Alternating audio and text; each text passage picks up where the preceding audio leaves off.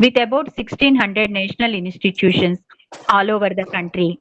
APHRDA has so far facilitated 8 international presentations from US, Estonia, China, Sri Lanka, and England.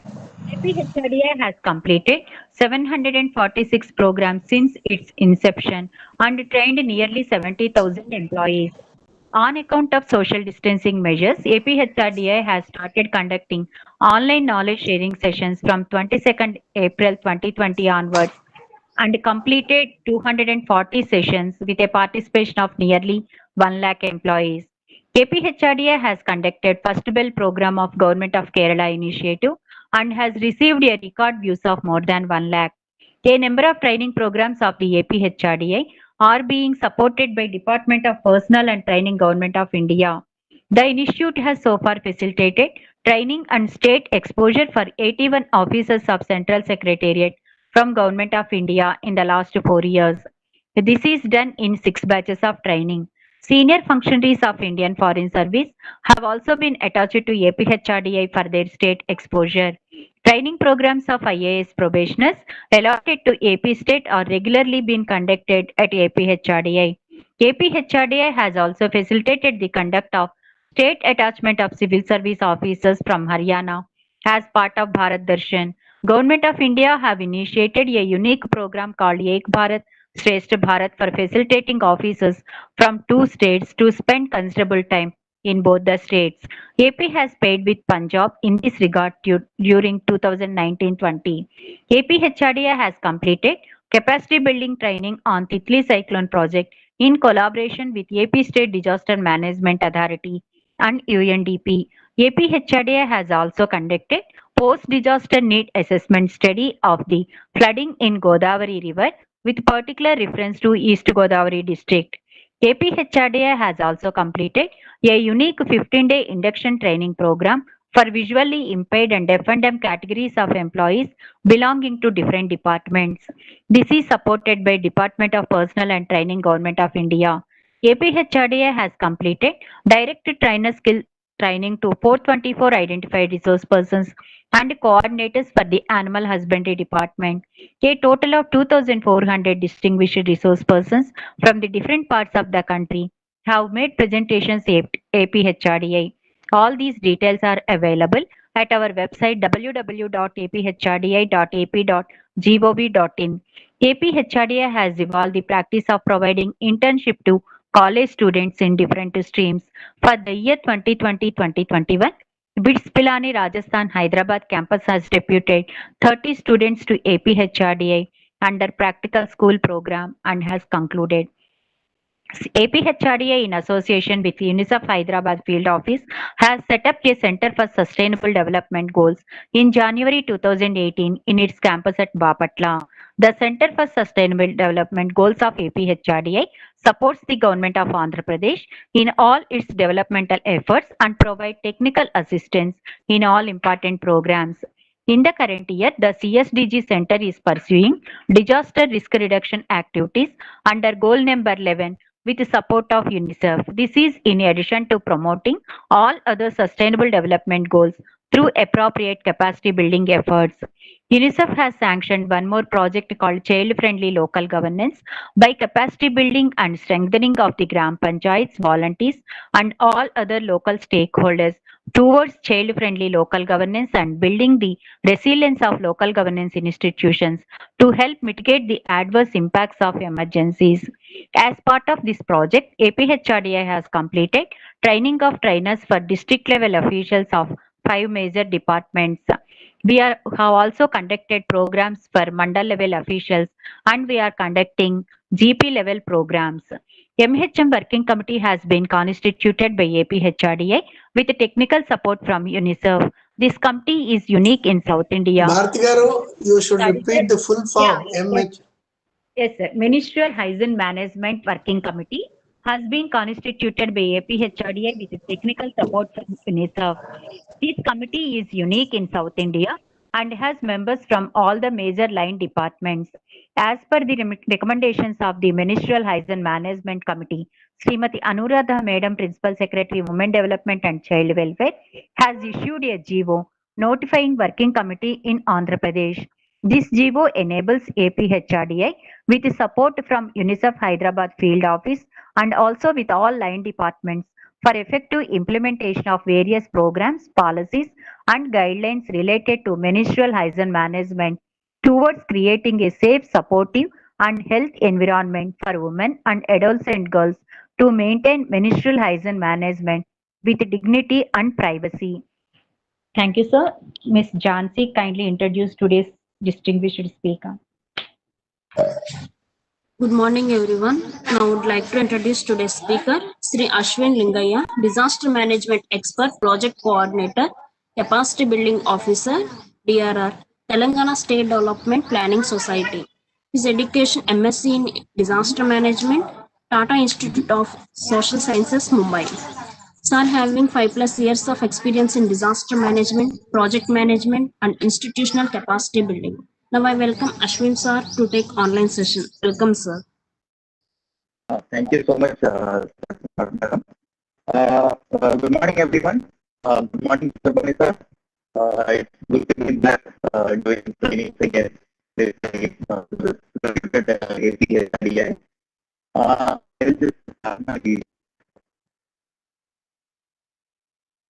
Yes, sir.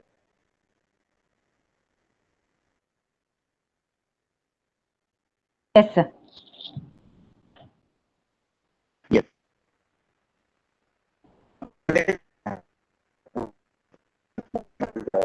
Again, introduction.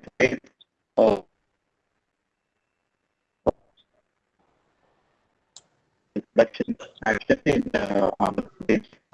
So, Mr. Lingaya, 1 minute. Sorry, Mr. Yes. Lingaya, this is Chakrapani here. I think there's some problem yes, of your connectivity. Your voice is breaking. I think probably you may have to conserve the network for the audio. Probably the video is consuming a lot of bandwidth.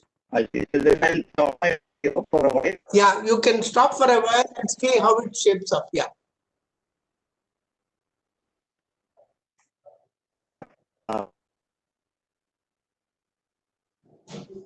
Slightly better, but not much. Yeah. Yeah, please go ahead. So, presentation I have made.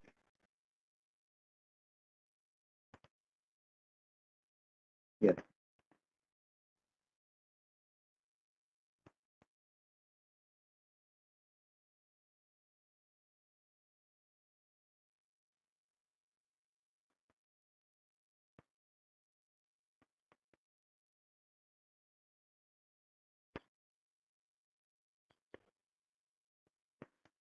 Am I visible? Is the presentation visible to everyone? Yes, it is visible. Yeah. Is it visible? Okay. So yes, I extend my willing thanks to APS.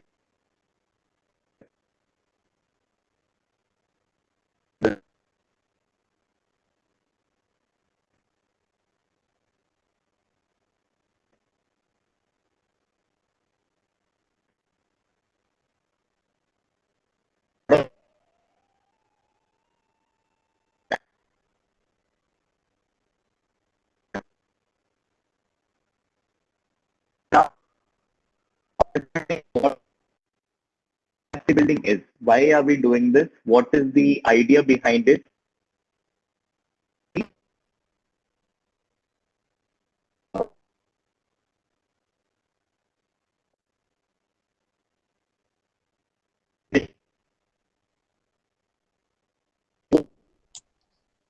Mr. Ashwin Lingaya, చాలా break అవుతుంది. I think there's still a problem of the With voices. audio.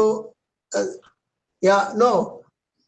Can we do a thing? Can you share the presentation to Mrs. Jansi, who will Yeah, share it from I've her shared it. end? And Yes, sir. I've shared it with her.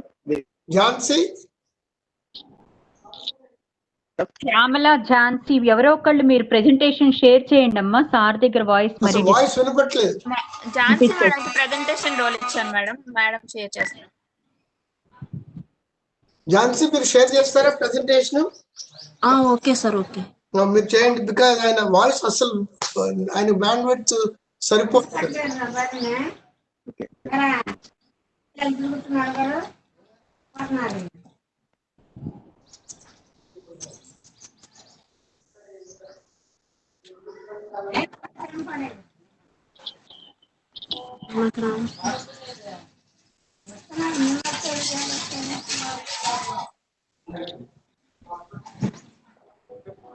Jhansi, నువ్వు ఎక్కడన్నా place మారితే better ఏమోనమ్మా, నీ దగ్గర disturbance వస్తుంది.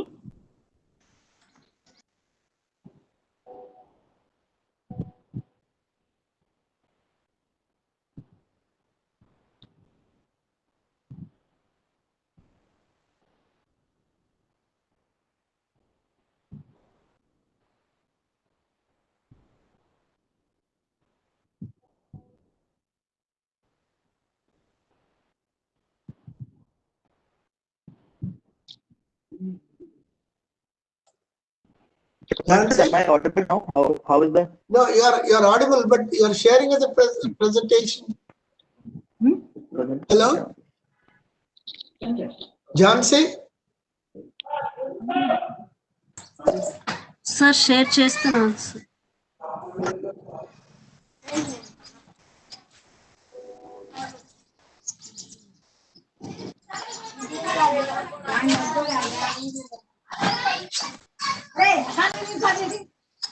ఝాన్సీ, నువ్వు share చేస్తే నీ వెనకాల నుంచి బ్యాక్గ్రౌండ్ చాలా డిస్టర్బెన్స్ వస్తుందమ్మా.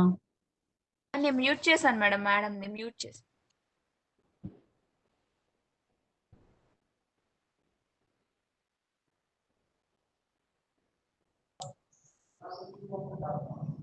Mr. Ashwin? Yes. Yeah, you can now go ahead. I think Jhansi is sharing it, isn't it? అవును సార్, చేస్తాను sir. Then, yeah.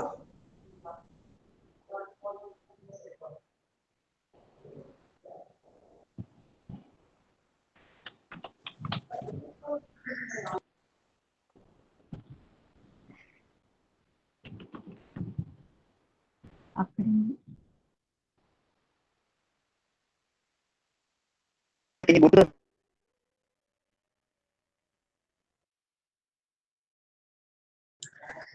Mr. Lingaya, yes. still there is a problem with your audio, even without sharing. I think your bandwidth is very low.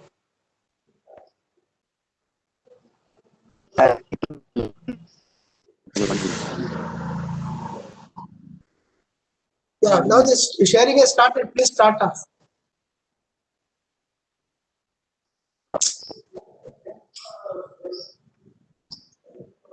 Yeah. So yes, so by definition, it is the process in which our individuals, organizations, and societies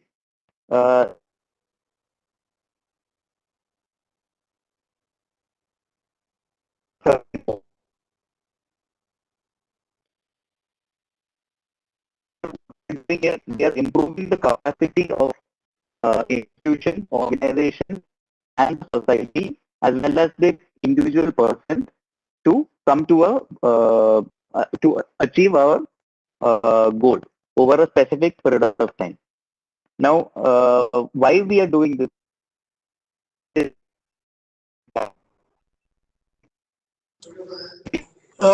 Lingaya garu, I think, hello, Mr. Lingaya. మీరు కొంచెం అప్పుడప్పుడు తెలుగులో కూడా చెప్పడం అవసరం అవుతుంది. Hello, Yeah. you see, it can be a mix of both English and Telugu, because most of them are VROs. I think a presentation in English would have some limitations, you know. I do that.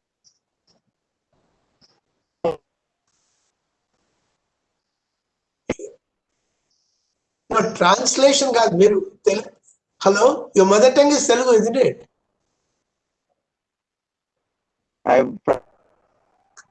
Oh, sorry. Then it will be a problem. So yes.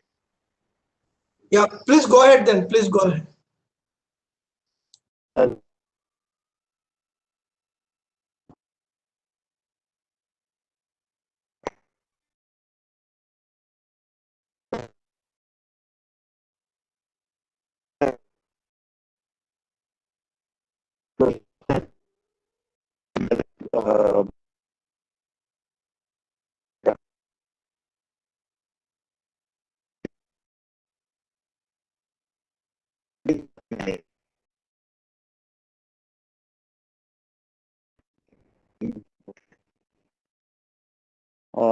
I think the issues of content teacher.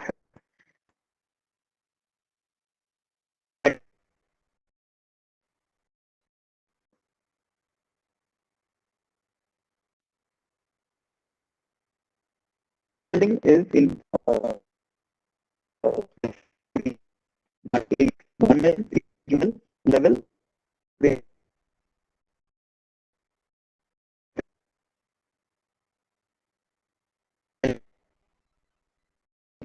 next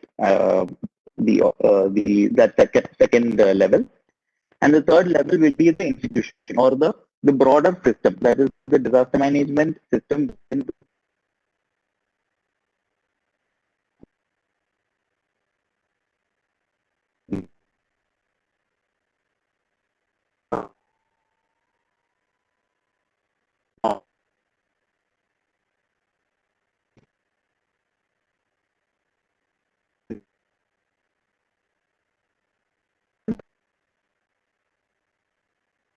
In a particular village.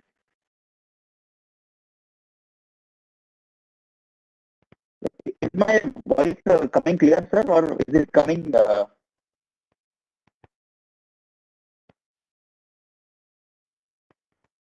Hello, Jansi madam.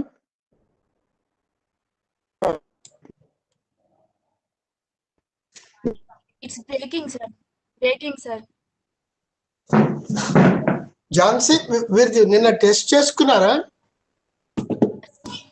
Check చేశారు sir Ravindra sir. But what happened then? Why is it not coming? It's a total it's a breaking of voice. Ravindra sir నన్నే check చేశారు sir. Ravindra garu కాదు, Sriram and Shyamala. Mr. Ravindra is on leave. Who has checked it? Mr. Lingay, do you have a better connection there?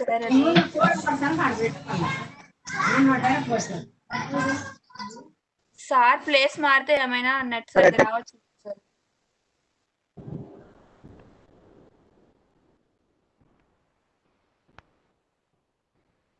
Hello? Hello, Place marna connectivity problem kada. Where is the connectivity? Do you have a better connection, direct connection, Mr. Ashwin Lingaya? Your connectivity is very poor. It's not able to support even the audio.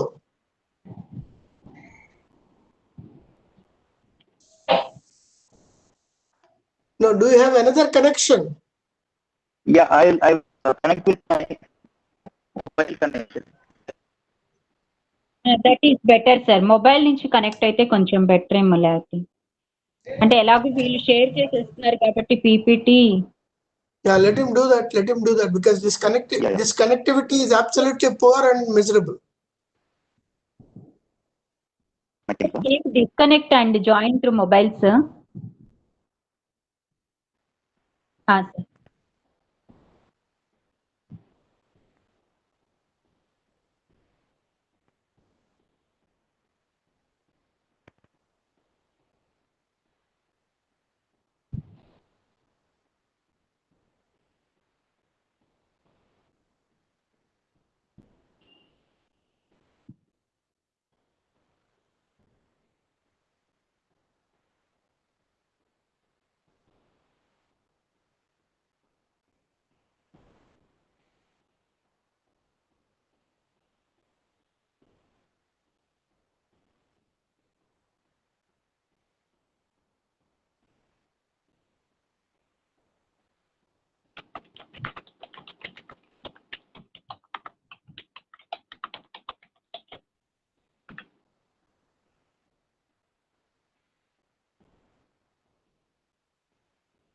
Hello.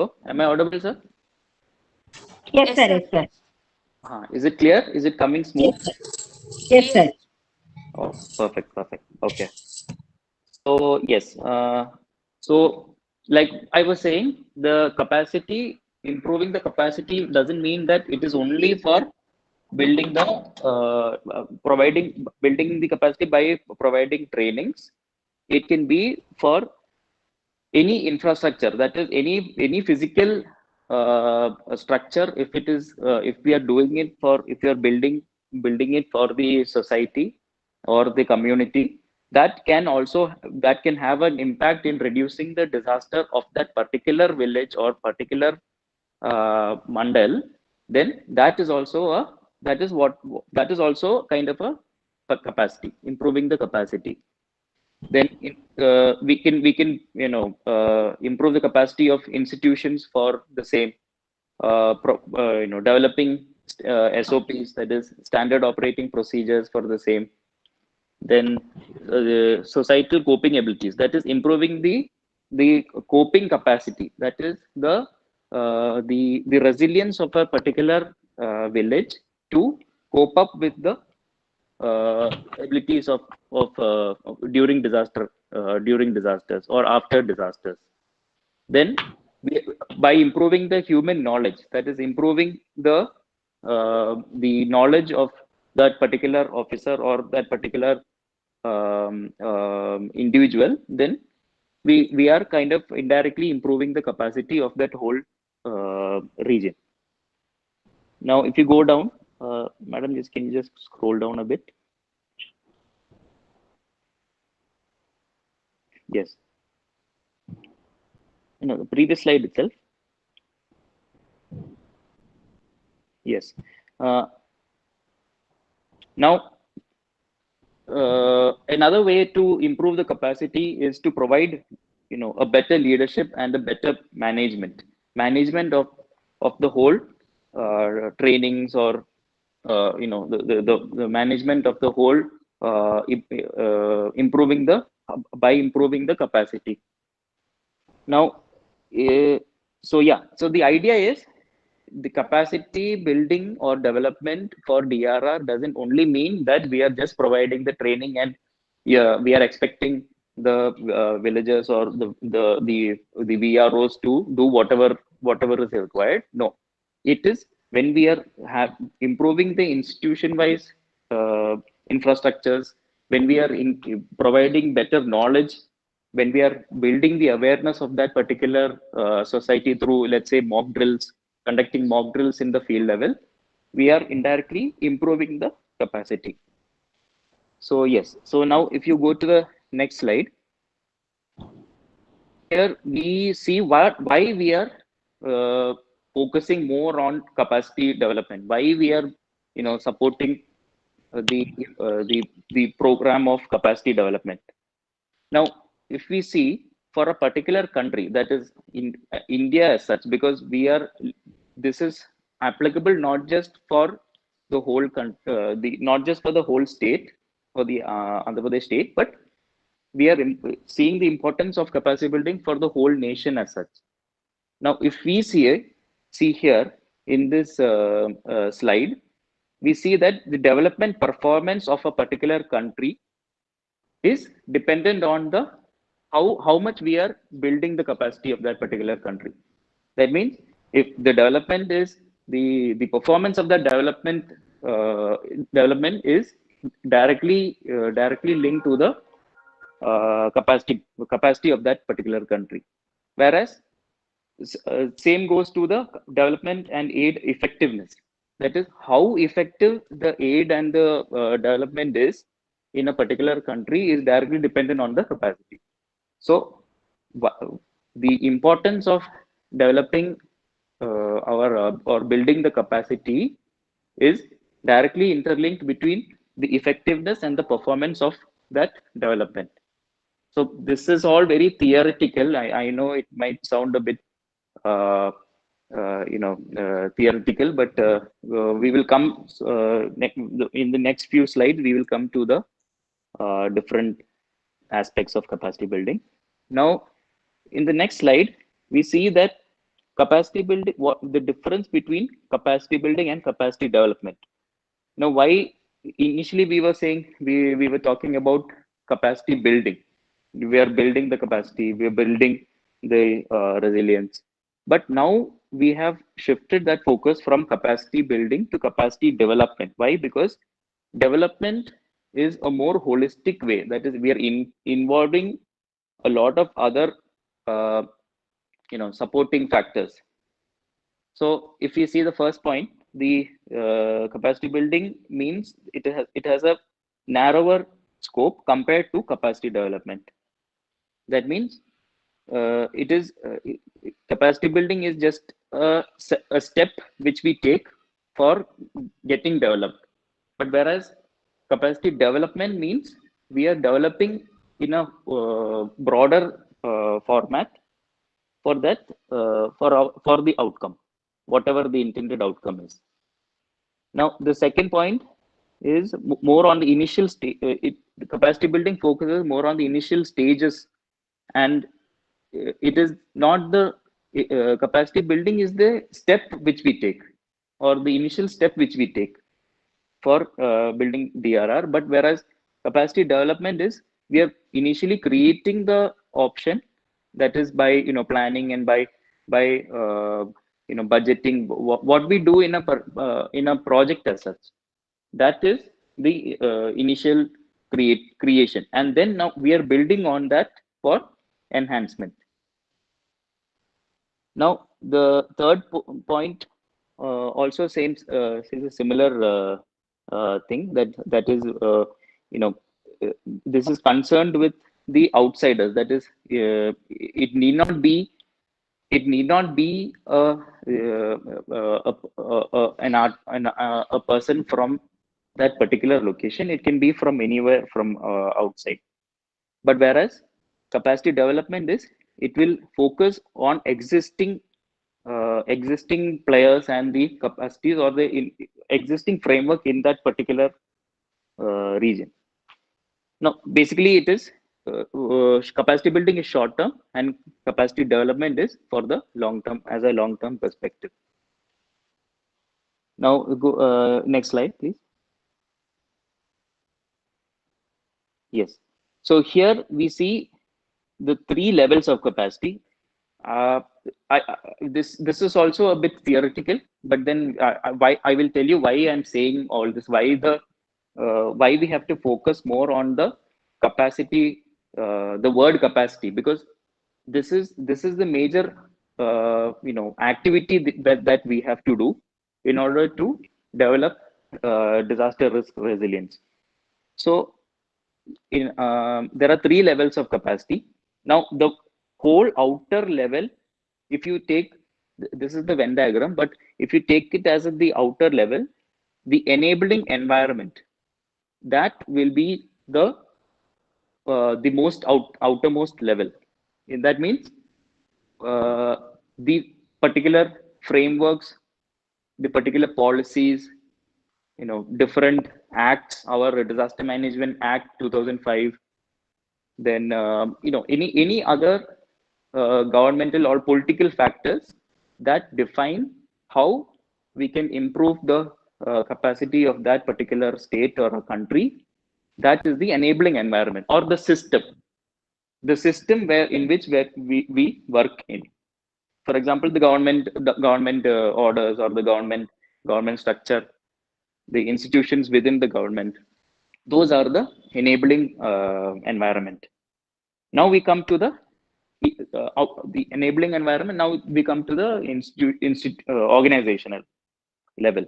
Organizational level will be within the country or within the state of AP, which organization we are focusing on to develop.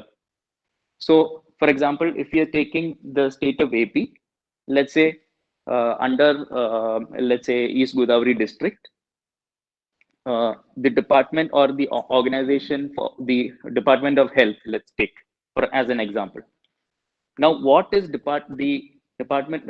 health department doing in order to improve the risk resilience of East Godavari district? So, if you take that example, health department is the organizational capacity building level. In that particular level, what we are doing to improve, what all the programs which can be conducted, what are the what are the activities, what how can health department provide let's say relief during heat wave, or for the current scenario of COVID-19, what can the health department provide for improving the resilience of the local community in East Godavari district in that by that organizational level. So that is the level which we are talking about. First will come the system level, that is the national level, and then we'll come to the department level or the organizational level. Now we come further deep into the individual level. That is the third level of capacity building, or the third level of capacity, which is the individual. That is how the organization can, or the individual can equip himself or another colleague for improving the capacity towards DRR.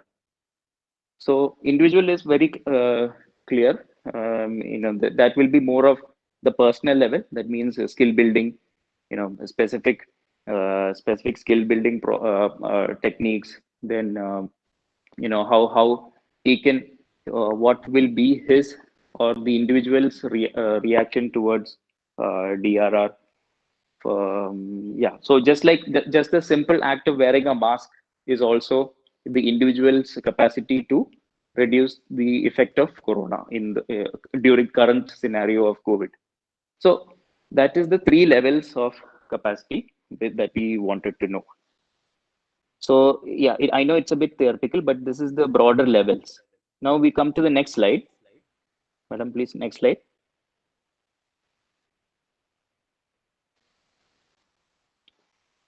Yeah. So now we discuss about the process, that is the capacity, what is the major process of developing the capacity. So the first step, that is the first bubble, it shows how we can engage the stakeholders on capacity development. That means just by getting so many people involved in training, how I mean that will be the first step. So how we are engaging the stakeholders for providing capacity development is the first step. Now coming to the second step will be assessing the, it's not access, it is actually assessing the capacity, assets and needs. That means quite frankly, what is the need of the particular group of participants. So for the if we take the example of this meeting, the need of the group participant group is to understand more what is capacity building and how it can be used for DRR, disaster risk reduction activities. So that is the assessing the capacity and the needs. Now the third step will be to formulate a capacity development response. That is how we are planning for the whole capacity development phase. That is like through what is the kind of a training, what is the training that we have to give, what will be the response of that particular group, individual, etc. So that is we will be planning or formulating a for the capacity development response. Now we come to the fourth step, that is implementing the same plan. Whatever we have planned in step 3, how we are implementing it in on ground. That is through trainings, through mock drills, through conducting training, TOTs, training of trainers programs. So all those are the ideas behind the step 4. That is after implementing. Now after implementing the whole capacity development program or activity, we are in the step 5, we are evaluating the development. How much has the stakeholders, that is the participants, how much they have understood the whole idea. So evaluating through feedback, through direct feedback, through question and answer sessions. So those are the processes. This is the typical process of how we are, preparing a development program, capacity development program for improving the capacity of that particular region or the individual. So this we can do it at 3 levels, like we discussed in the previous slide. Three levels of capacity is there. So each level can have its own capacity development process. We can imbibe this 5-step process into the previous levels also. Now we come to the next slide. Yes. So now we talked about what is capacity building, what is the difference between capacity building and capacity development. We've talked about the processes and the levels. Now we say who it is for. What is the which all are the individuals involved, what are the institutions involved.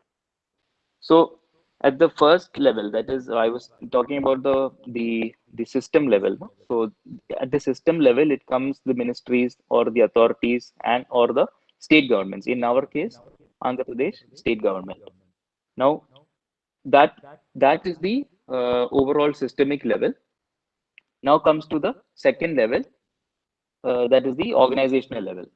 Organization level will be who? The government officers, corporate officers, like private companies, private emergency response organizations, NGOs, government officers. So these are the private. These are the organizational, individuals which are involved. Now, and then we come to the operational level or the individual level. That means who will be doing the the activity on ground. That is voluntary workers, community, and individuals. So we see who we are doing the this kind of trainings for. What is the idea behind it, and who will implement it.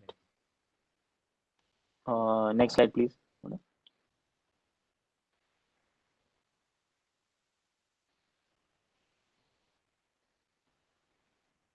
Yes. So now, what is the target for capacity development? So each activity or each program will have its own target. Well, let's say major quantifiable target will be the number of trainees, the number of the participants, number of organizations which are involved in the training or for the training. What is the what is the number of trainers created? What is the number of the response officers who are trained?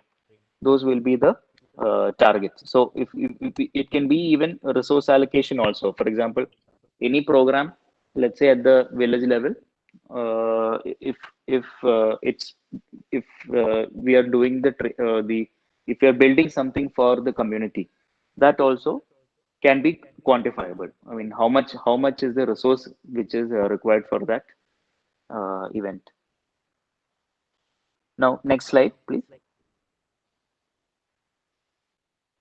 Okay. Now we come to the main strategy, how we can develop the capacity of that of our state. Majorly, it is majorly it is by creating a mass of professionals. That is, right now, whoever is getting trained on this subject can be you can utilize the same information for their own activities on ground, on field. So what are we doing? We are developing a pool of professionals who are involved or who are aware about what are the capacity building activities that can be conducted at the field level. It can be at village, block, district level, and also state level. Then the next will be to imparting inputs of varying duration to a wide range of government functionaries. That is providing information through modules by for government functionaries, like whoever the participant is. We are providing quantifiable data or uh, providing modules for developing their own capacities. So here, that is the major two strategies which we are taking up. Now we come to the next slide, and this now though so till now it was all theoretical. What is the idea between capacity? Why are we doing this? So now we come to the disaster risk reduction phase. That is the major or the multidisciplinary subject of disaster management. We are going to understand now. Now, what is a disaster? Disaster, I'm sure everyone must have had one or more than one kind of disaster in the past so many months, with a lot of problems happening right now in this world throughout. So it is a catastrophe or a grave mishap which can happen through man-made or natural causes, which can have a huge effect on substantial loss of life or damage to environment and land as such. So by our Disaster Management Act was constituted in 2005, and they have provided this definition for disaster. Now, what is disaster risk reduction? Now, how are we coming to this word of disaster risk reduction?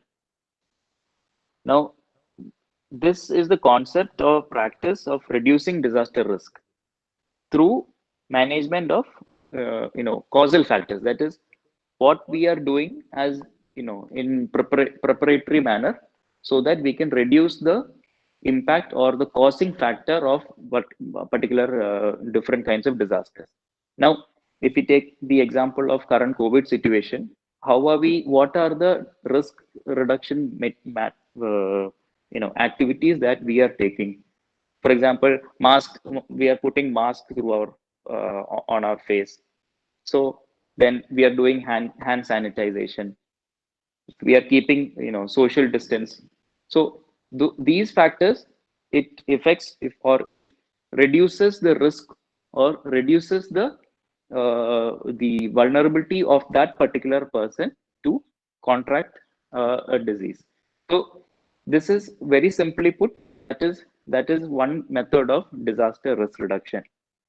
By wearing mask and all those things, we are reducing the effect, or we are reducing the risk of that particular person or the community towards a disaster happening. Now, this by taking up disaster risk reduction activity, it drastically reduces the exposure towards hazards such as corona or COVID-19 or heat wave or drought situation.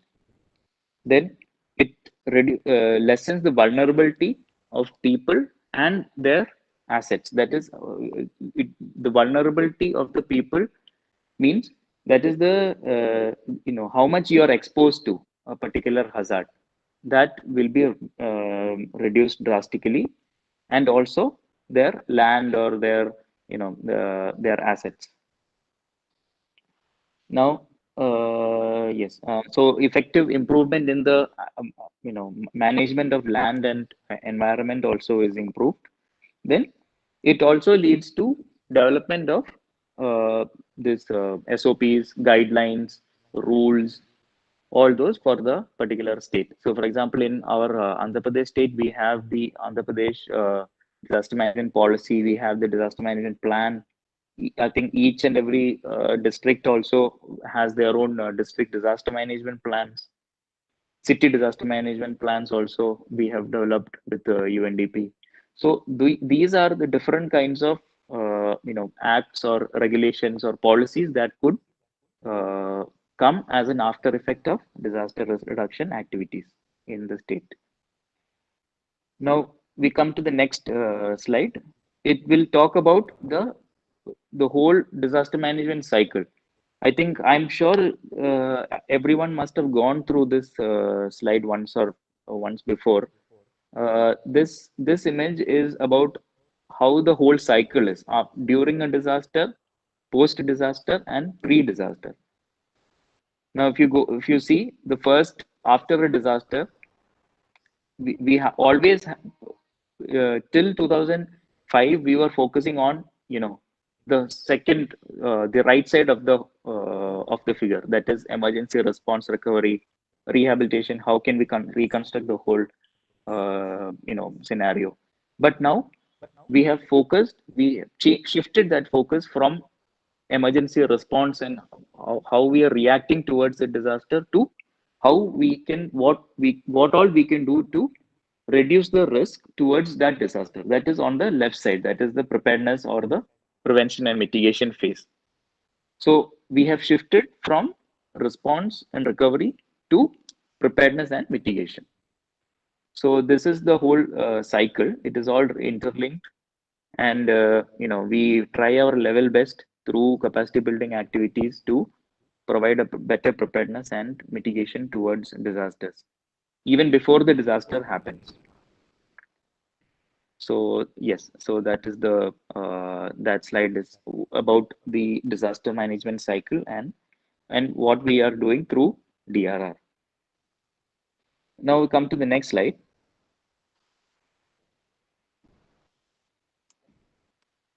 Yeah. So yes, this is a slide in very easy terms. What is actually risk?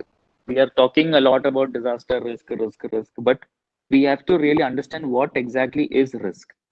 How much risk is affected by us.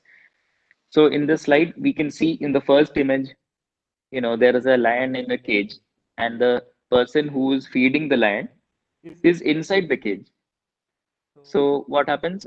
His possibility of getting severely affected is very high, and he is under extreme risk. So very quite simply, it is the same there, because we are not doing anything to reduce his risk. No preparedness activity, there is no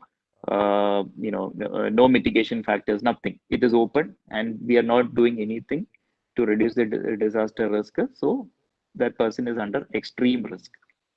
Now we come to the second one, where the person or the person who is feeding the lion is wearing protection. That means any devices or any suit or protection suit, but still he is in this cage with the lion.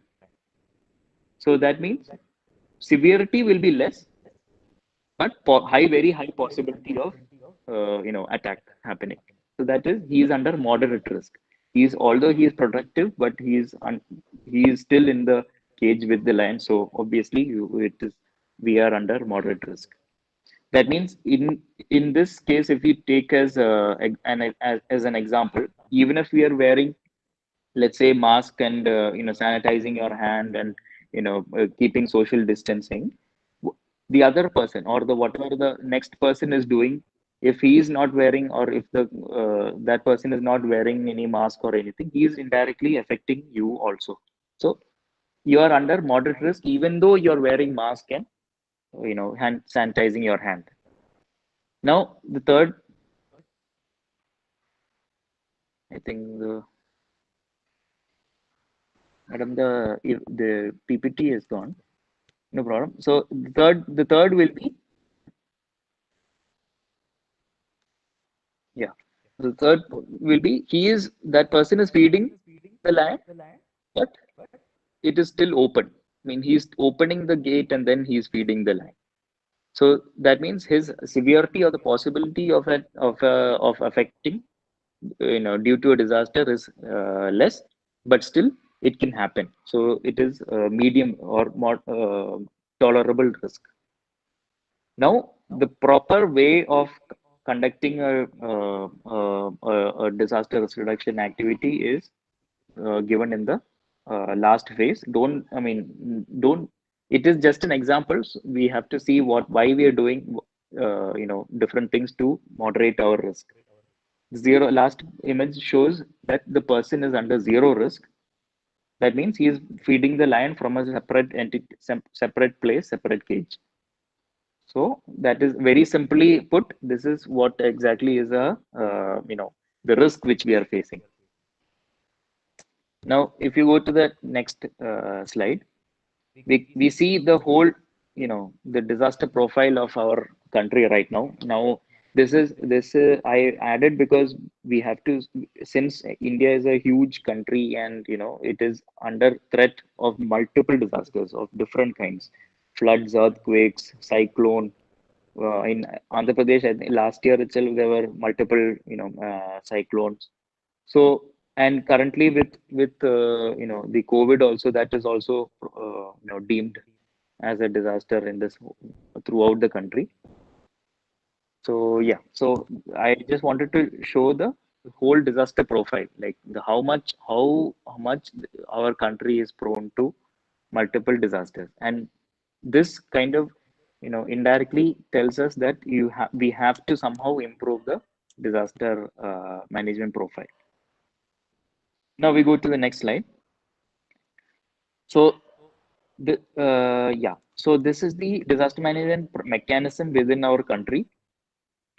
We have, I mean, India. I feel that India is far ahead of a lot of other nations in terms of disaster management mechanism, mainly due to our government structure and how much we are proactively doing all the disaster management activities.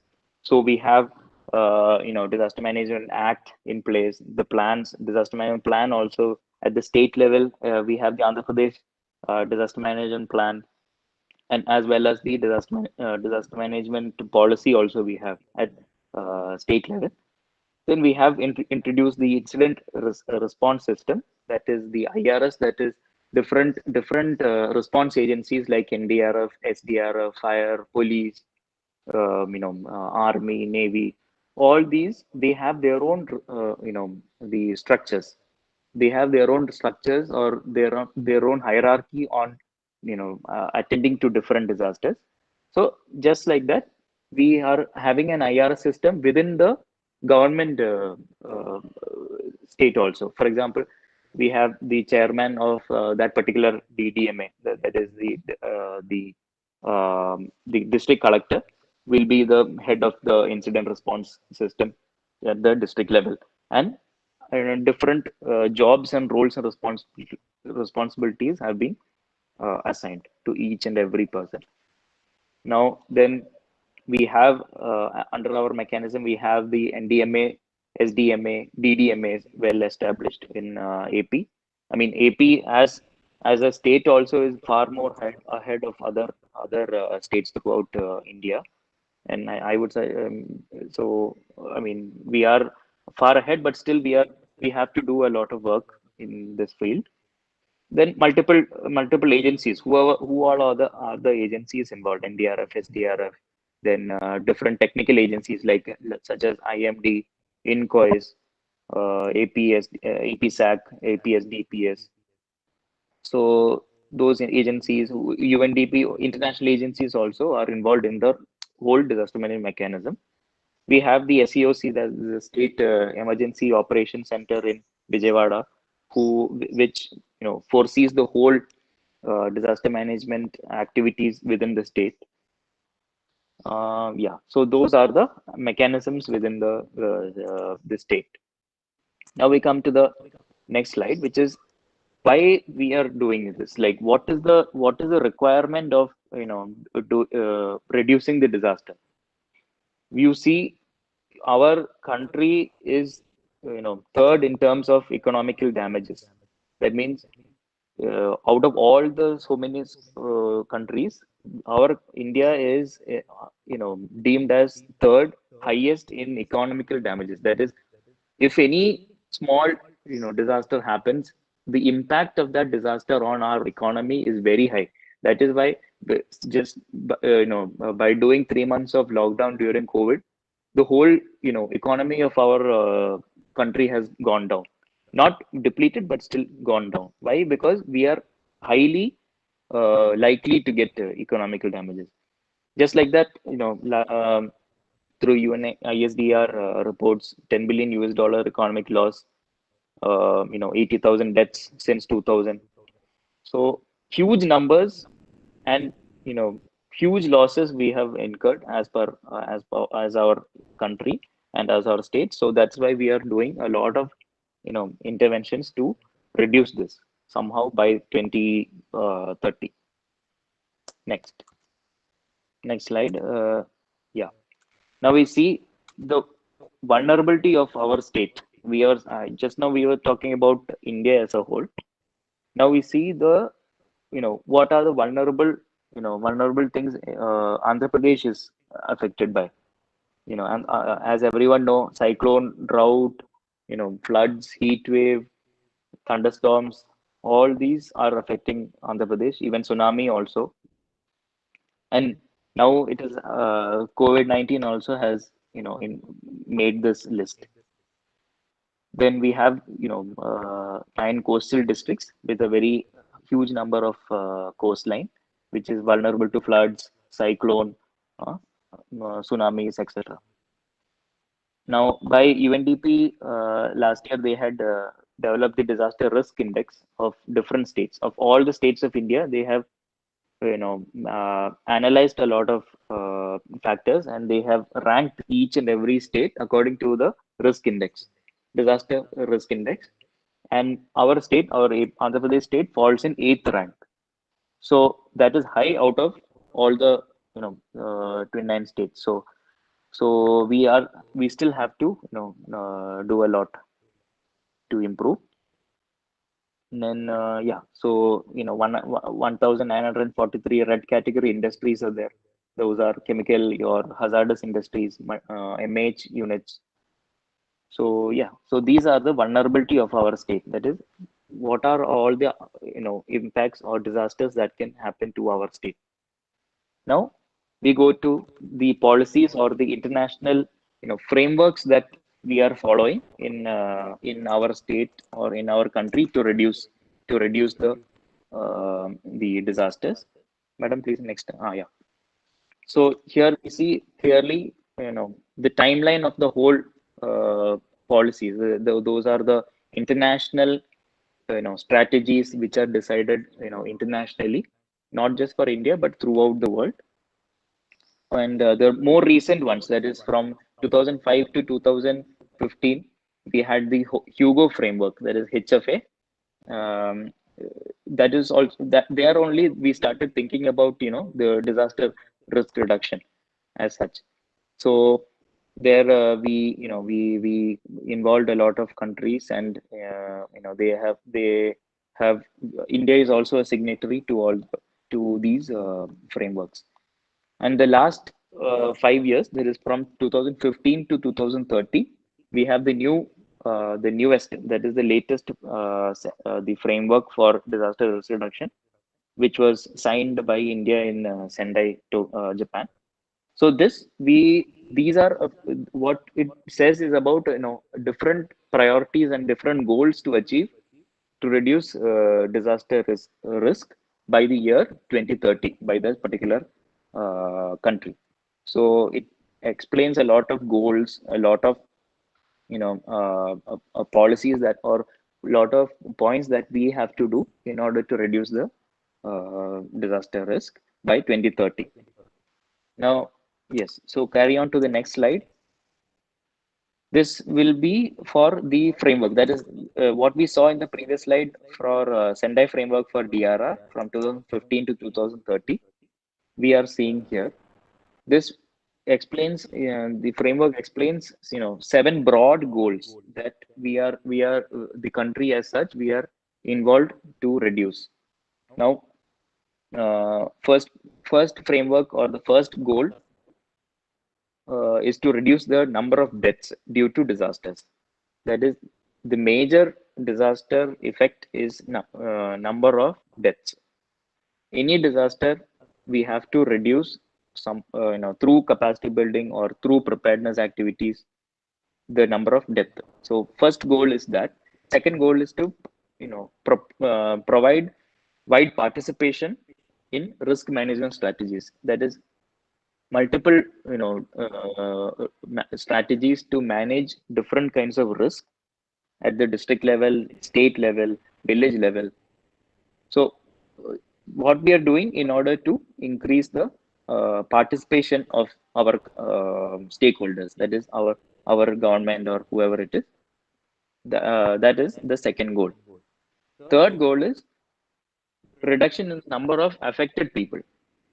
That means, you know, we saw about the number of reducing the number of deaths due to disasters. Now we are seeing the reduction in number of affected people. How many people are affected due to disaster? Any kind of effect. So that is the third goal.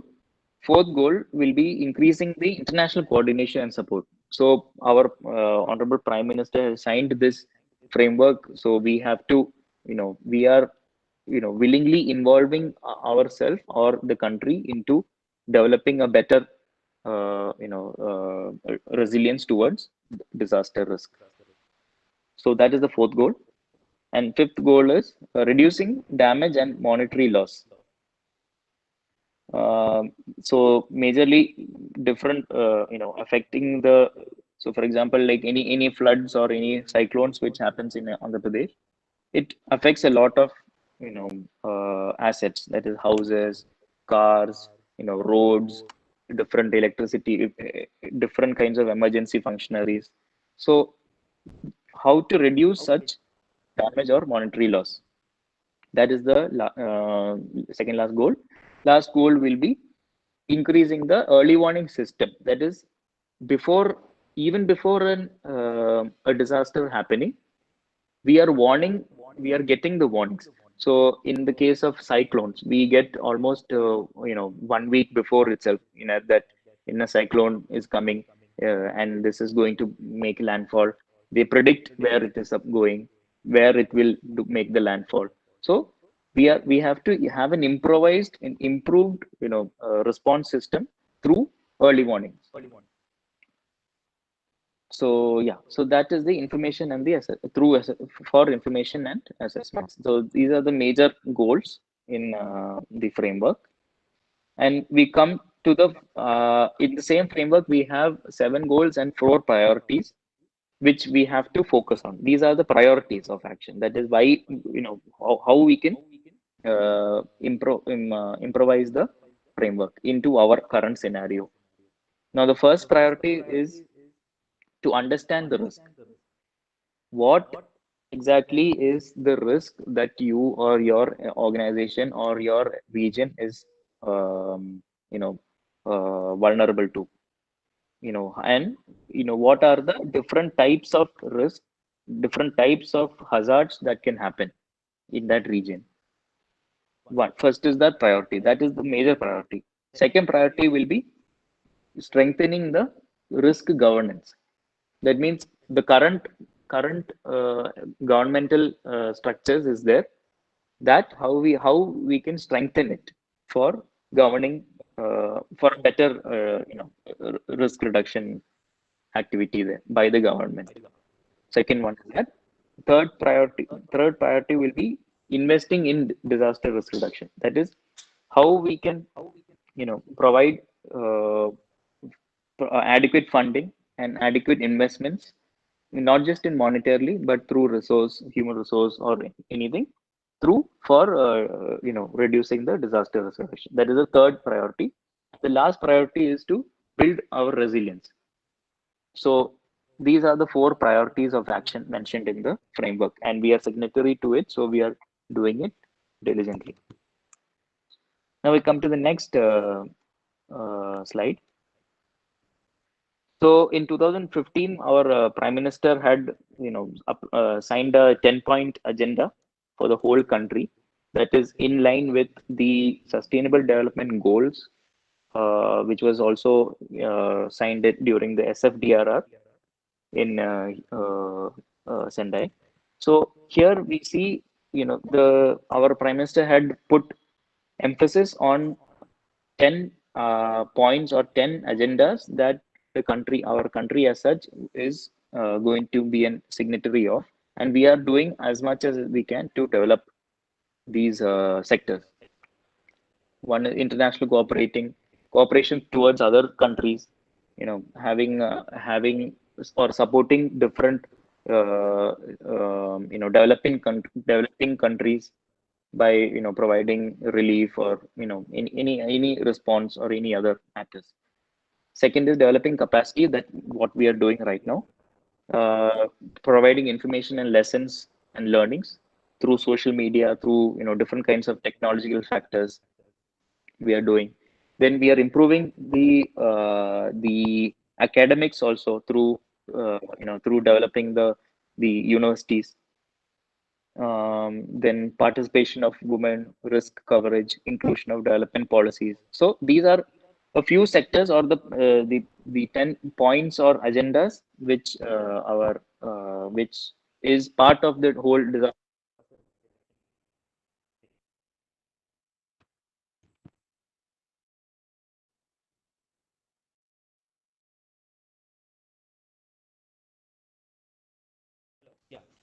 If you go to next slide, please. Yes. So as per the previous sentence framework for disaster risk reduction and the Prime Minister's 10 point agenda, which we just discussed, based on this, we have created a roadmap for disaster risk reduction for the state of Andhra Pradesh. We were all involved. Even HRDA was also involved in development of this roadmap, and this is as a as an example or a map on where we have to what are the sectors which we have to put emphasis on for reducing the disaster. Different departments and agencies will have their own agenda for reducing the risk. That is, departments, like I said about health department, they will have different kinds of agendas, different kinds of priorities, or different actions and activities for reducing the risk. Now here also, each department in the state roadmap has assigned different capacity building activities, be it training or mock drills or any other activities for building the capacity for DRR. And also they have allotted the expenses, the budgetary requirements for that particular action or activity. Within now, we have to make sure that such new projects or programs are all in line with the existing current schemes, that is whichever is happening in Andhra Pradesh. So we have to be in line with that. So if we are making a roadmap for that whole state, uh, so each individual department has to have programs which are in line with the existing schemes. So yeah, so this is the major roadmap which we have created for Andhra Pradesh. Now we come to the next slide. Now this slide, it shows what is the capacity building strategy for Andhra Pradesh. So we had worked in different with the different themes, different stakeholders and hazards. So for the year 2020 to 2022, Andhra Pradesh SDMA also has put out different themes of areas or working sectors which we have to do. We have to build the capacity, such as school safety, CBDRR, that is community based disaster risk reduction, techno legal activities, disaster management planning, and hazard risk vulnerability analysis. Out of this, almost 3-4 themes have been covered, and we are still in line of doing it. Now, different kinds of hazards. What are the strategies in during different cyclone, different hazards? So for cyclone, we have cyclone SOPs, standard operating procedures, which gives each and every departments what they are supposed to do before the cyclone, during the cyclone, and after the cyclone. So each and every phase we have covered in that. Just like that, for floods, drought also, we multiple things.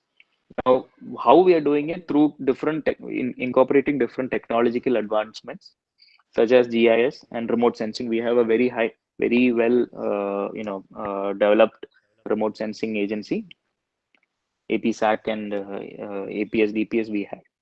So they also provide early warnings and communication through IMD also they provide. And why are we doing? What is the point of building the capacity? This is for whoever is going to be involved in the whole process. That is the stakeholders. Who are they? Government officials like every one of you, in particular NGOs who are involved, school teachers, community, and different engineers and planners. So this gives a overall idea or the strategy of next 2 years strategy for Andhra Pradesh state. Where all are the sections that can be looked into. Now we come to the next slide. So for the above strategy, we are coming to how we can put it out, or how we can start with the whole disaster risk reduction phase through different approaches, like providing different capacity building activities like mock drills, developing real-time disaster management tools such as capacity building tool. We have chemical disaster management tool. We have currently we have also have an incidents management system called AP Cosmic, which is developed by Andhra Pradesh SDMA. So all these activities help in providing a better outlook towards capacity building. So first one is data providing a data preparing a database of resource persons, such as all the VROs and all. They are all now very well inclined towards disaster risk management at the village level or at the ground field level. Just like that, different things. And now how we are planning to do is through collaborating with different training institutes, ATIs, such as APHRDI also, NIDM. We have a southern campus for NIDM. So through these agencies, we improve or improvise capacity building activities for officers such as yourself, everyone from each and every district. So yeah, and also through, I mean, like we said about improving the academic research institutes for by Prime Minister's 10 point agenda. We have partnered with or collaborated with AU, Agriculture University, KLU, JNTU, etc. for developing the better capacity building for that state. So why we are doing this is to improve the research activities and strategies in the for the state. Now, just like that, we have different in-house external also mock drills which we conduct. That is with different agencies we conduct. For example, with INCOIS, that is the Indian Ocean agency for checking or keeping a track of all the tsunami activities or the earthquake activities in the whole country. But we have different agencies we have in coordination, and we conduct different mock drills. So like that. And so with the fire department also, we started with a Abat Mitra program, which is a centrally sponsored program. And I think it started in second phase in Krishna district, if I'm not wrong. So Krishna district is preparing 200 trained volunteers for flood management. So that is also, we are providing a different kind of skill set, different response activities. We are training them for long period, that is almost 2 to 3 weeks training it will happen. So they are doing that also. And this is majorly through SDMAs and DDMAs.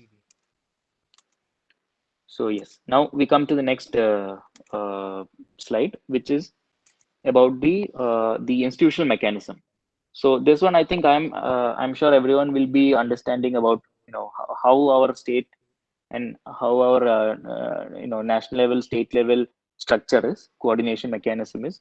Like I was saying about IRS, just like that, we have different agencies or different HODs who are the nodal officers for each sector.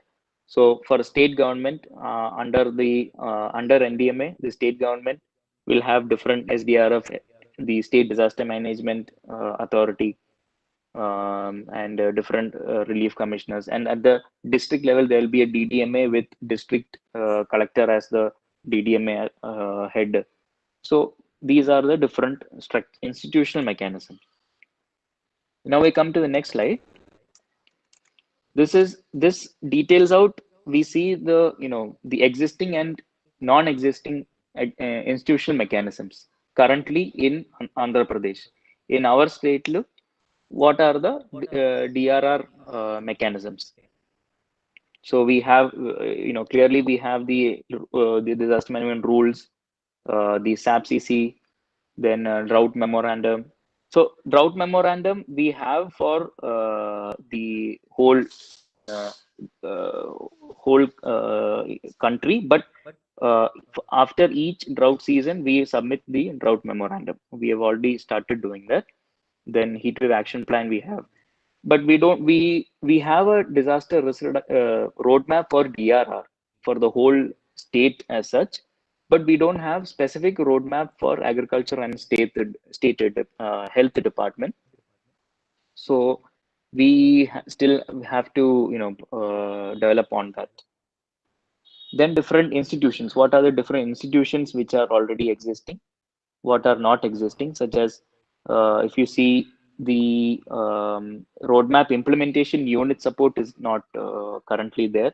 Such, and also as same as for the state institute for disaster management, we have the National Institute of Disaster Management, but we are yet to formulate the state institute.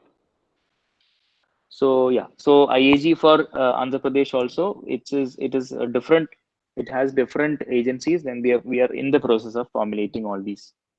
So these are the existing and non-existing institutional mechanisms for Andhra Pradesh. In continuation, we have, if you go to the next slide, in continuation, we have different plans and documents, SOPs for a disaster risk reduction mechanism. So yeah, so here mandal level till district level and city level disaster management plans we have currently, but we don't have mandal level or village level, so that we are still working on it. Memorandum of drought, district agriculture contingency plan, all are pending. Now here, why we are saying this is so that we get to know like what are the existent mechanisms in Andhra Pradesh state. Now we come to the next slide. That slide also shows different programs which are conducted by SDMA, SDRF, different agencies, even HRDA activities, UNICEF activities, all those. Now capacity building, so in capacity building we are still yet to get involved highly with health department, because right now health department is very much overworked, and so we are yet to work with them. So maybe in the coming years, within the next 2 years, we have to work and develop. Yeah, so next slide. Now why we are doing this, like we have all the institutional mechanisms now. There are a few ideas which has to come from each department, each different department, which is shown in this slide. All the other departments, they have their own proposed activities for for hitting a particular SDG. So as per the Sendai framework of for this SFDR, disaster risk reduction, by 2030, by the year 2030, we have to develop our that priorities and that goals which we talked about, 7 goals and 4 priorities. We have to develop on that. So each department has to provide their own activities, what they are going to do, and who will be doing that, with whom, or with, is it in collaboration with other departments, or either whether they are going to do it with other agencies, private agencies, technical agencies, etc. So each department has to provide their own. So whoever is attending this meeting, as as from the field level, under each department, they can identify what are the activities that they can do for the next 15 years, or for the next 10 20 years. So yeah, so next, if you, so why I said this is to have an idea of that particular department. Whichever is your department, please have a note into it, what your department will be doing in as activities to reduce the disaster risk in by 2030. So each like 5 years we can see. And as an example, we have taken a Department of Municipal Administration and Urban Development, that is MAUD department, their activities, what they have proposed. So in this, if you go into the next slide, as an example, this is just for an example. It is always welcome to add to this, and also each department has to have their own activity and who they are going to be responsible for, or the agency. So each activity. So these activities, why we are explaining this activity is so that by way of municipal administration department, conducting these activities, the the the particular activity will have a direct impact on the DRR of that particular region. So why we are doing this activity is to reduce the disaster risk, and through and we are doing it through different agencies, like not just MAUD. MAUD can team up with, or to collaborate with, disaster management department, with health department on specific programs. So if you see here, ensure safe water supply as per norms, that is an activity under MAUD, but that will be conducted by the PHED and ULBs in that particular areas, whichever area is required. And if you see the second point, it is to establish AWS stations, that is for getting different telemetric data, weather telemetric data. So that can be done with through the support of disaster management department. So these are a few activities and responsible agencies, and they have, MAUD department has approved that by 2021, end of 2021, they have to provide all these activities, so that they our disaster risk reduction activity will have the same effect. Now we come to the second slide. MAUD has provided, these are also continuous, different uh, different activities under each headings. Next slide, please, madam. Now next slide. After this, next slide. Activities by 2023. Yeah. So here initially we were saying about 2021. Now by 2023, what is MAUD department planning to do? So these are all capacity building activities which MAUD is doing in order to reduce DRR, reduce the disaster risk by coordinating with different agencies. So just like this, each department, your department, you have to identify, and you have to identify what is the activities that could be done by 2023, 2025. Next slide will be 2025. And by the end of 2030, what can be achieved. So these are the activities that could be done by the particular department. Now we come to the next slide. That is now I will explain about the capacity building activities that is currently taken up by SDMA. Next slide, madam.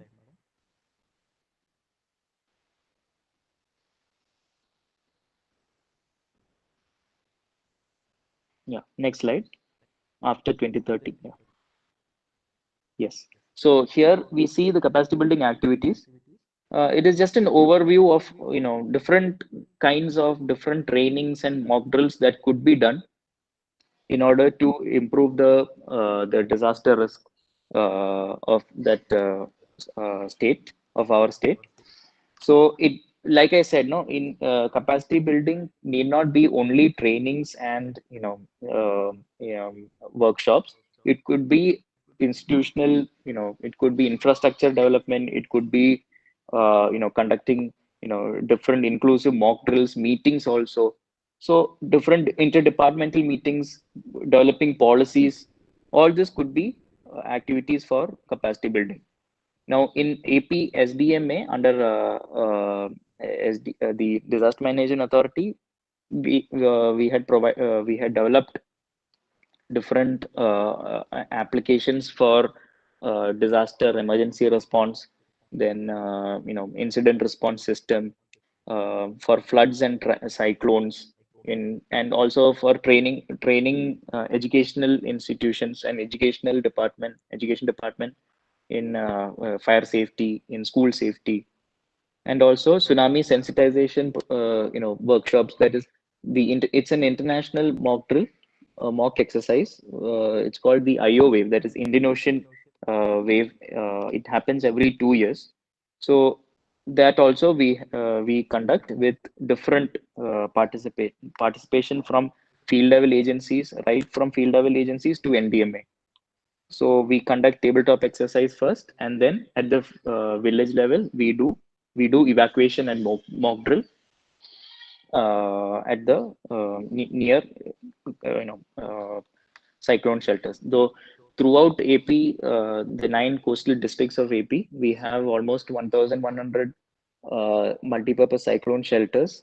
So these are utilized for cyclone response. Next slide, please.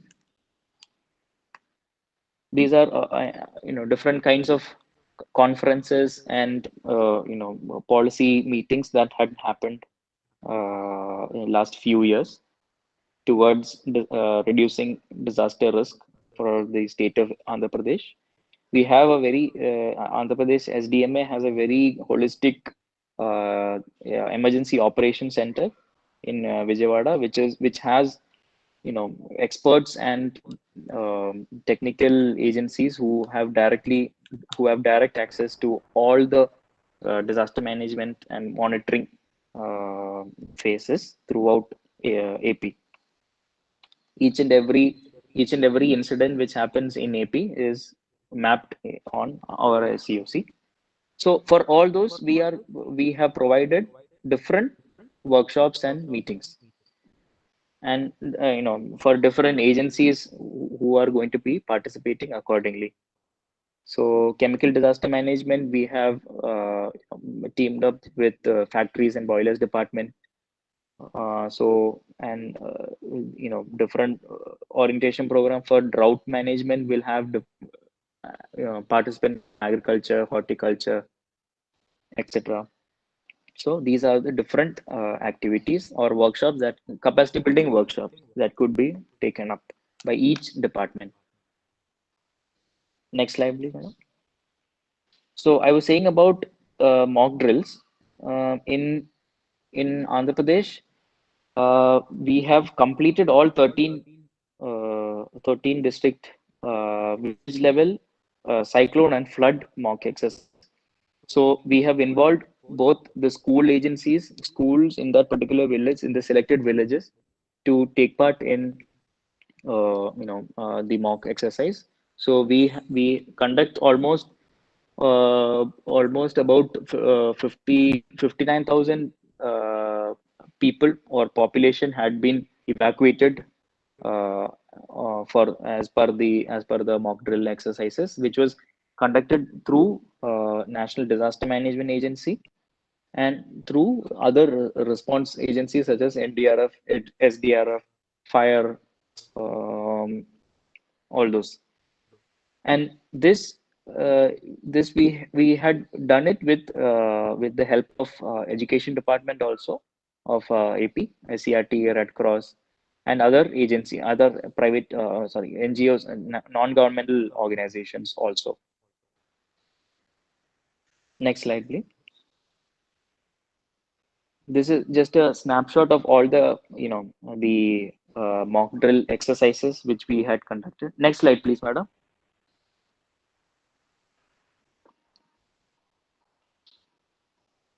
Yeah, so these are the snapshot of the capacity building activities or the mock drill activities which was conducted. If you see, multiple stakeholders were involved in this: the Navy, the Air Force. In Visakhapatnam, we even got the naval base involved. They had provided helicopter rescue trainings for flood response, medical camps, first aid camps, school disaster management plans were made. Current, emergency management plan, evacuation plans were also made. So these are a few, why we are doing this is not just to, say that, okay, we have done this or anything. It is to identify how we can provide such activities for reducing disasters. So in all these districts, we have conducted it, and we have trained the people who are there in that in those communities. It is not just the training of officers or training of trainers, but we are training the particular members in that community. So next time something happens, they can remember what they have done, and they can come. So here, these are the capacity building trainings and all, or the mock drills that we conducted. Just like this, in each district, in each of these villages, we have developed multi-purpose cyclone shelters that is specifically for response against cyclones. So that was developed by a project, the national level project called NCRMP. And so these are the technical things which were which are taken care. Now, next slide, if you go, these are continuation of other districts which we did. Yeah, Vijayanagaram, West Godavari, in Prakasham. A lot of members we had relocated them for as mock drills, so that they if at all something happens, they have an idea what to do, where to go.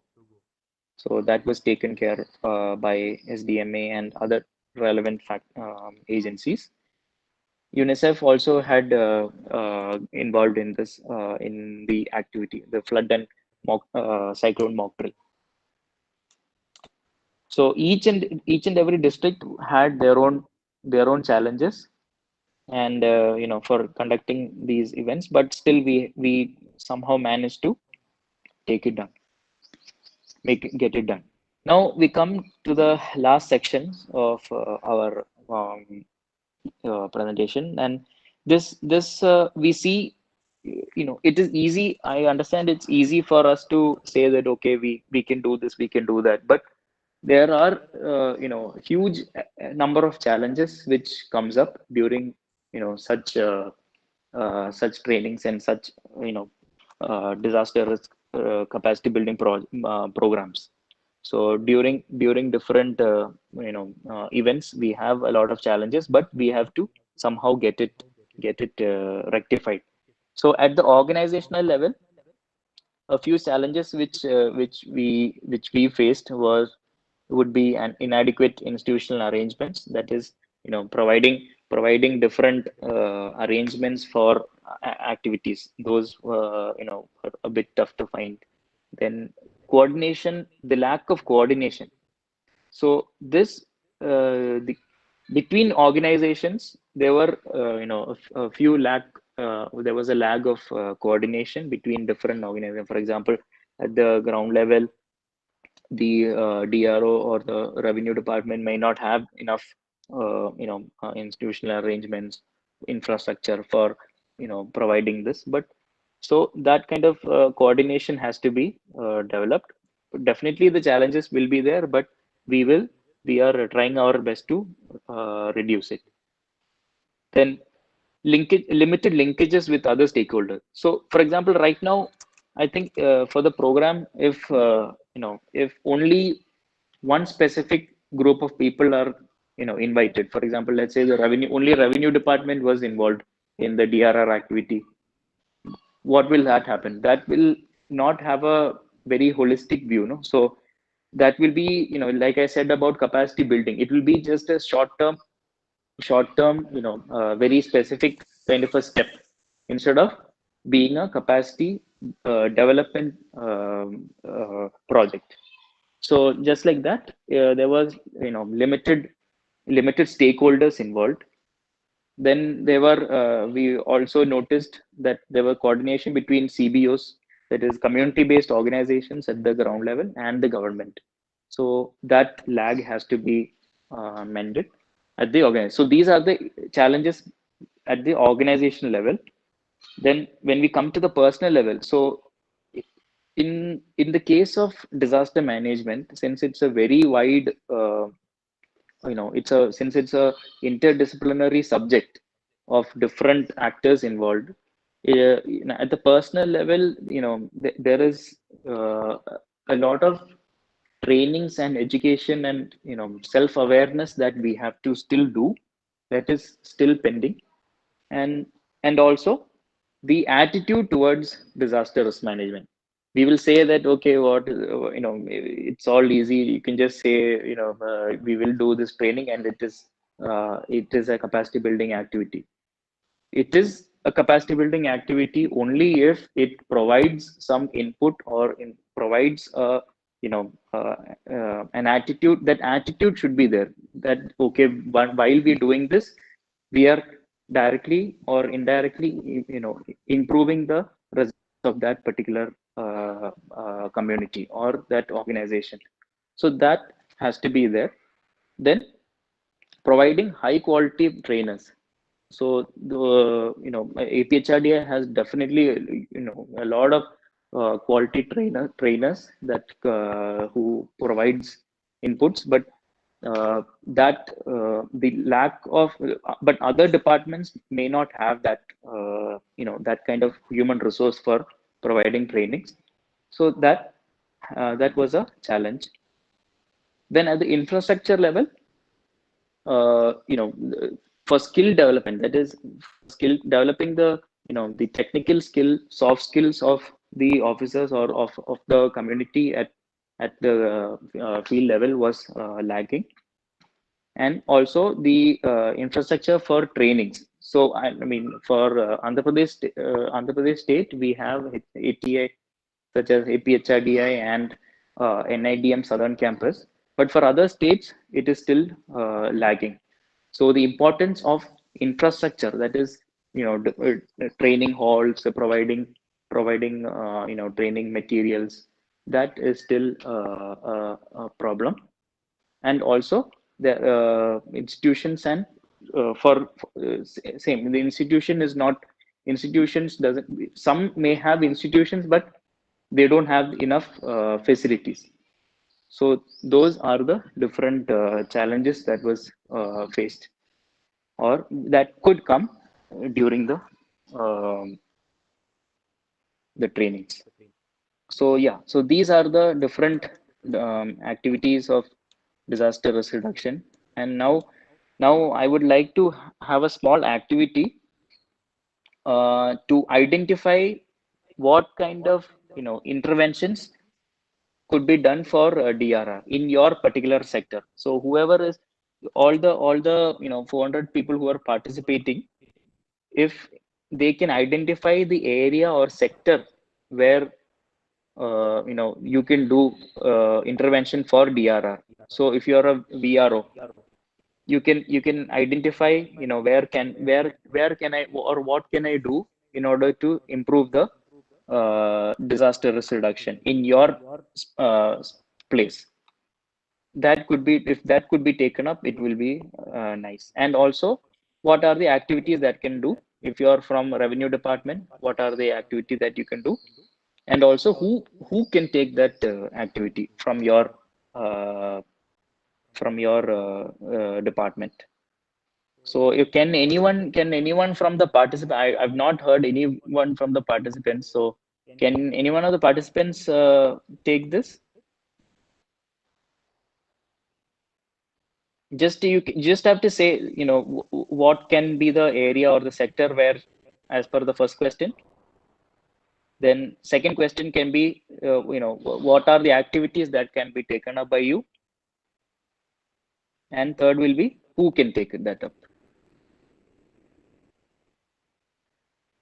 Any of the participants?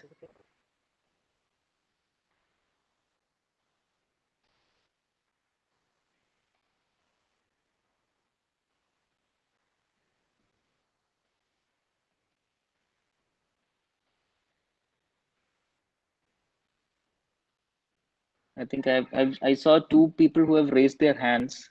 Can Sarojini and Muniratnam? Can you respond, please?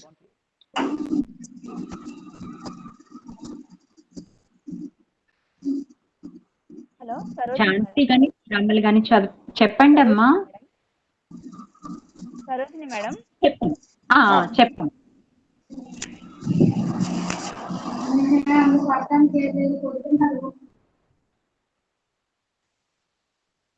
Sarojini గారు, మీ mic unmute చేశామండి. మీరేమైనా చెప్పదలుచుకుంటే చెప్పండి.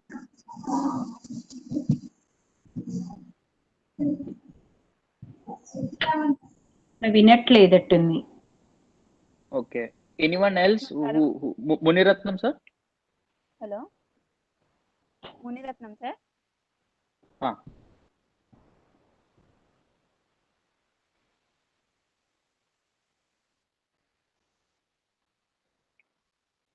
Any doubts, any clarifications required,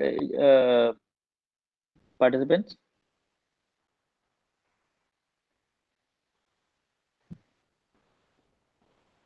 Any suggestions, any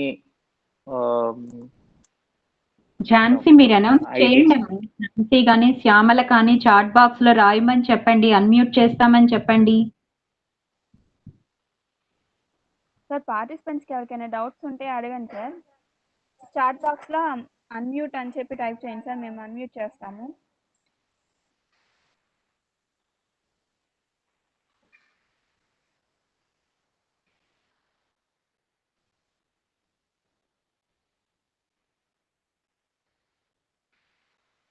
any clarifications or anything?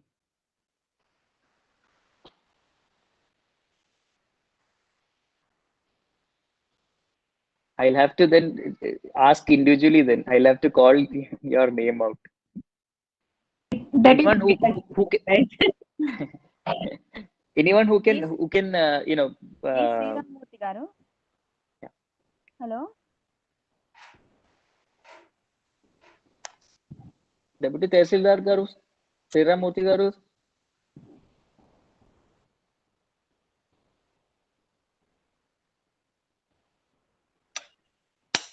Sriramurthy గారు, మేము mic unmute చేసామండి. Doubts ఏమైనా అడగండి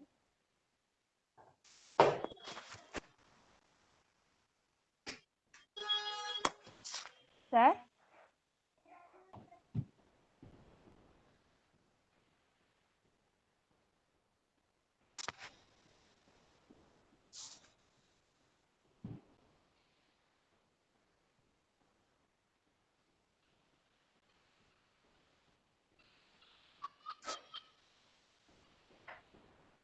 Any doubts regarding DRR activities, any frameworks that we have to do? Any doubts regarding explanations?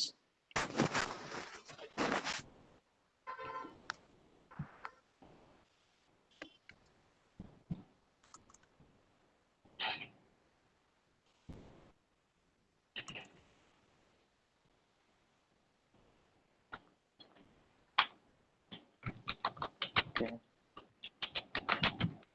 Can anyone participate and just give me in a few words about identifying their intervention for DRR for this slide?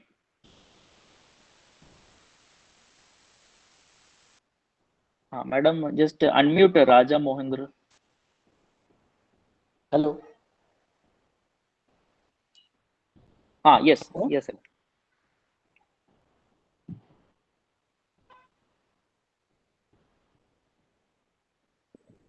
Sir మీ mic unmute చేసాం sir. Raja Mohammad ma'am.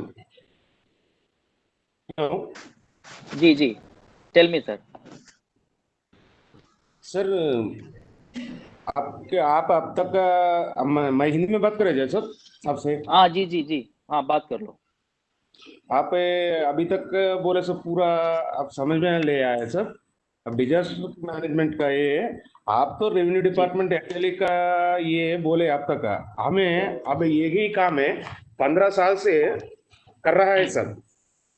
ये तो पूरा हम completely it is also our duty sir. आप अभी तक का बोले सर. करेक्ट. डेफिनेटली. लेकिन इसके अंदर अभी थोड़े अभी नए implementation of Andhra Pradesh is Sachivalayam staff and other volunteers. They also come to our establishment, sir. Okay. You have due to the further guidelines to about them, sir. Okay. They also utilize it for another justice, sir. Okay. This Sajivalaya. This is also my suggestion, sir. Sir, Revenue department is the one of the. Voice ఇంతవరకు ఇదేంటి నేను hand raise చేసరికి voice తీసుకుంటాను.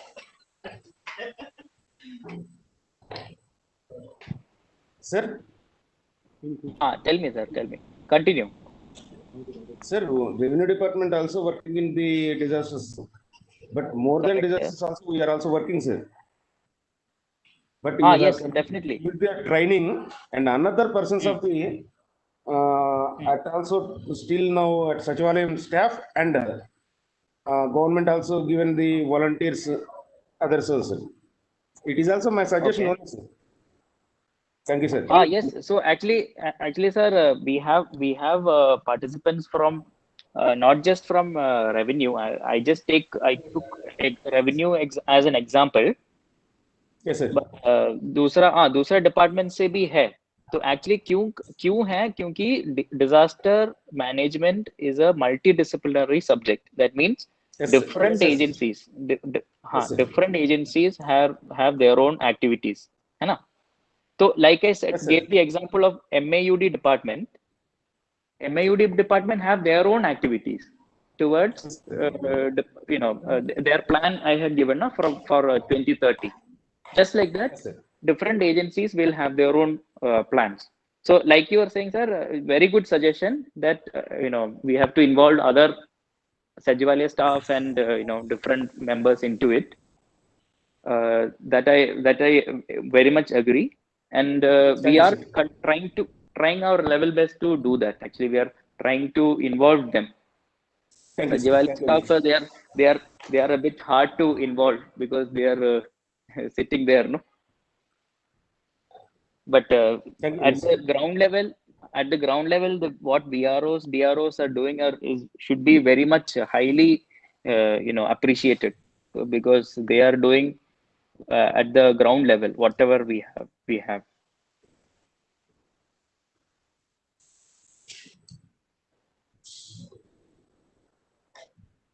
Yeah, I think one more comment had come from Vadadi Srinivas. It is saying a lot of people like students, NGOs, and employees of working grassroots level, all departments should be trained or will be trained. Correct. So APHRDI has multiple training programs for all these stakeholders, that is NGOs, students, employees of other departments also. So yeah, we are doing that. Any other clarification, suggestions?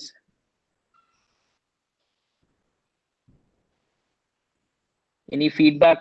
Any feedback to the training?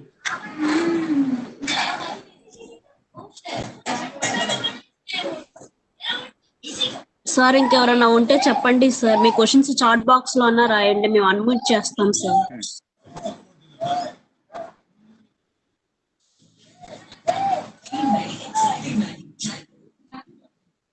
Madam, can you unmute Ravi Kumar? I think he wants to say something in the chat box.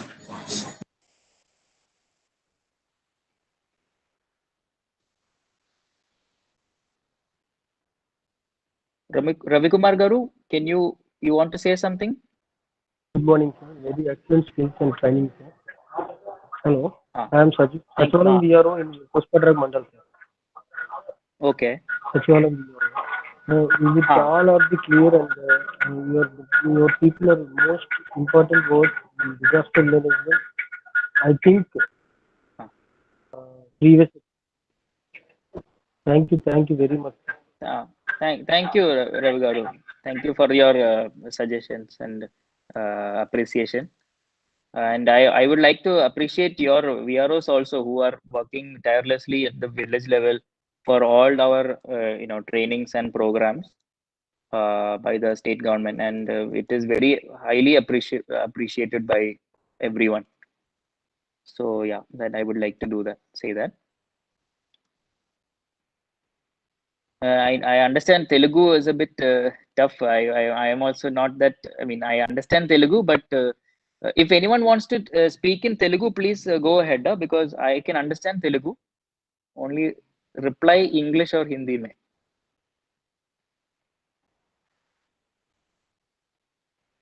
Anyone wants to ask anything, then or else we can close it. My contact details will be in the next slide, madam.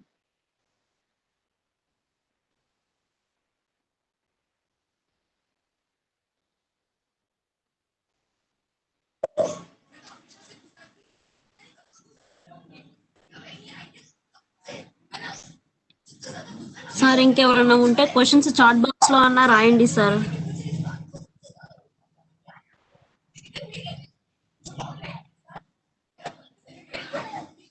మీరు చెప్పలేకపోతే chat box లో type చేస్తే speaker అర్థం చేసుకొని మీకు explain చేస్తారు.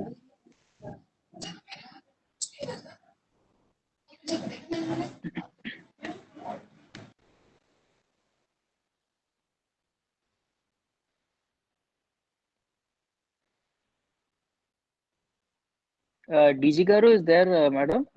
DG Garu is there online? No, sir. Okay.